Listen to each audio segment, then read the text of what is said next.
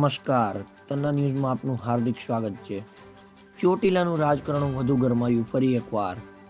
ચોટીલામાં બાળકોની ટી-શર્ટ ઉતરાવવા મુદ્દે વિવાદ વધુ વણસ્યો. શાળાના આચાર્યએ કોંગ્રેસના નેતાઓ સામે કરી પોલીસ ફરિયાદ. 14 ઓગસ્ટ 2024માં ચોટીલામાં બાળકોની ટી-શર્ટ ઉતરાવવા મુદ્દે વિવાદ વણસ્યો. ન્યાય યાત્રા દરમિયાન ચોટીલામાં શાળાના બાળકોને વીર સાવરકર અને સુભાષચંદ્ર બોઝની તસવીરવાળા ટી-શર્ટ બાબતે બોલાચાલી કરીને ટી-શર્ટ ઉતરાવવા બાબતે કોંગ્રેસના નેતાઓ અને કાર્યકરો સામે ચોટીલા પોલીસ મથકે ગુનો દાખલ નોંધવામાં આવ્યો હતો.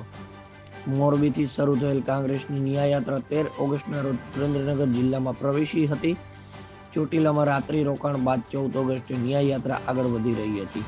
એ દરમિયાન સાંગણી ગામ પાસે કોંગ્રેસના નેતાઓ અને કાર્યકરોએ તિરંગા યાત્રા લઈને નીકળેલા શાળાના બાળકોને એ જેવા કેસરી ટી-શર્ટમાં જોયા હતા, જે ટી-શર્ટમાં વીર સાવરકર અને સુભાષચંદ્ર બોઝની તસવીર હતી. વીર સાવરકરની તસવીરવાળા ટી-શર્ટ હોય. કોંગ્રેસના નેતાઓએ ભાજપ ઇશારે આ ટી-શર્ટ બાળકોને પહેરવામાં આપ્યા હતા હોવાનો આક્ષેપ લગાવ્યો હતો અને ગાંધીજી તથા સરદાર વલ્લભભાઈ પટેલને બદલે વીર સાવરકરને ભાજપના નેતાઓ રાષ્ટ્રીય હીરો બનાવવા માંગતા હોવાનું જણાવ્યું હતું. જે બાબતે મામલો ગંભીર બનતા પોલીસ પણ ત્યાં આવી પહોંચી હતી.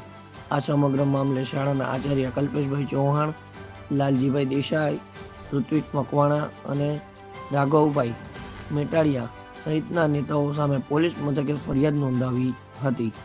કોંગ્રેસના નેતાઓ બે સમાજ વચ્ચે વેમનશાહી ફેલાય અને રાષ્ટ્રીય એકતાને ઠેસ પહોંચે તેમજ ફરજમાં અવરોધ ઊભો કરવા સહિતના આક્ષેપો કરવામાં આવ્યા હતા.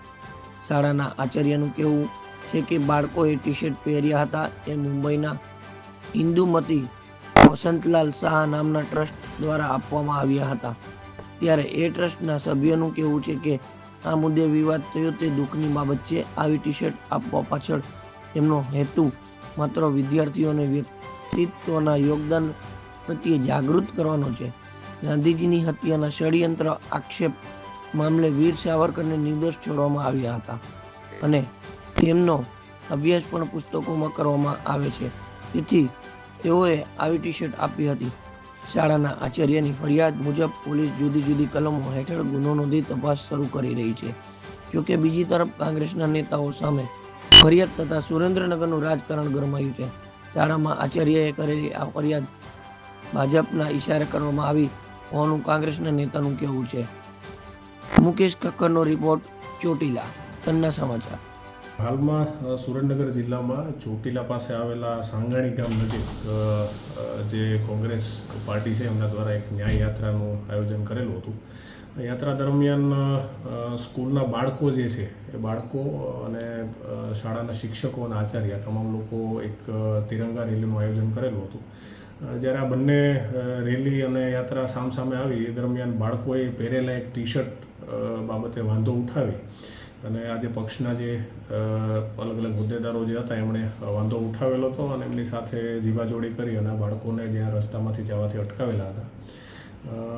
આ ઉપરાંત જે પણ શાળાના આચાર્ય છે અને એમનો જે સ્ટાફ છે એમની સાથે ગેરવર્તણૂક થઈ હતી અને ટી-શર્ટ કેમ આ પ્રકારના પહેરાવો છો અને એમાં એક સ્પેસિફિક ક્રાંતિકારી જે છે એમનો ફોટો તમે કેમ લગાડેલો છે, આ વૈચારિક બાબતે એમને બોલાચાલી થયેલી હતી.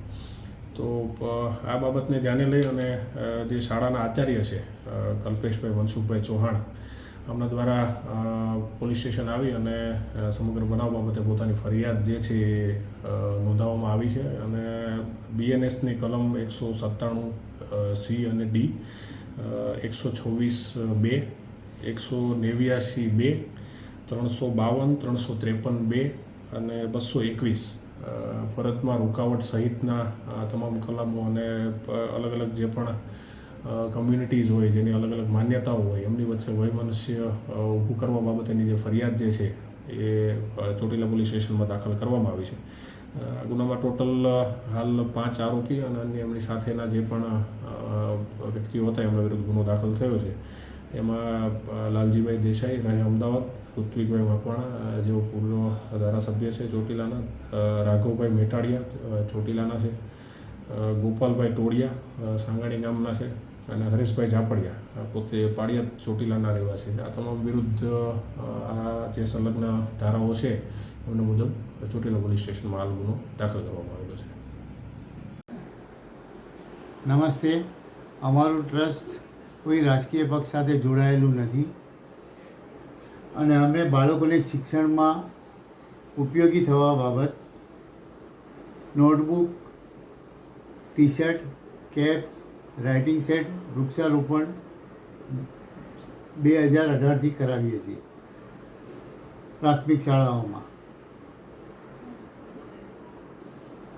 અને અમે ટી શર્ટ ઉપર જે લોકોએ દેશ માટે ભોગ આપ્યો છે એમના ચિત્રો પણ છપાવીએ છીએ. ગયા વર્ષે અમે મહારાણા પ્રતાપ અને શિવાજી મહારાજના ચિત્રો છપાવેલા હતા. આ વર્ષે જે વીર સાવરકર બાબતે ચાલી રહ્યું છે, જે મેં વિડીયો એક આજે જોયો છે, એ બહુ દુઃખની બાબત છે. વીર સાવરકરને નિર્દોષ છોડવામાં આવ્યા હતા અને પાઠ્યપુસ્તકોમાં પણ એમનો અભ્યાસ કરાવવામાં આવે છે અને વિદ્યાર્થીઓને ઉપયોગી થવાની જ અમારી પ્રવૃત્તિ હોય છે. અમારે કોઈ રાજકીય પક્ષ જોડે લેવા દેવા નથી. અમે કોઈ પક્ષ જોડે જોડાયેલા પણ નથી. દુઃખની વાત એ છે કે જે પ્રમાણે વિડીયોમાં પ્રચાર થઈ રહ્યો છે એ જોઈને અમને બહુ દુઃખ લાગ્યું છે. સેવાના કામમાં ક્યારેક માણસોએ પછી વિચારવું પડે. આવી પ્રવૃત્તિઓ સેવા કરતા કાર્યકરોને માટે થતી હોય છે.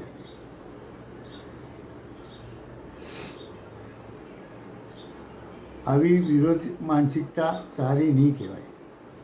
બસ.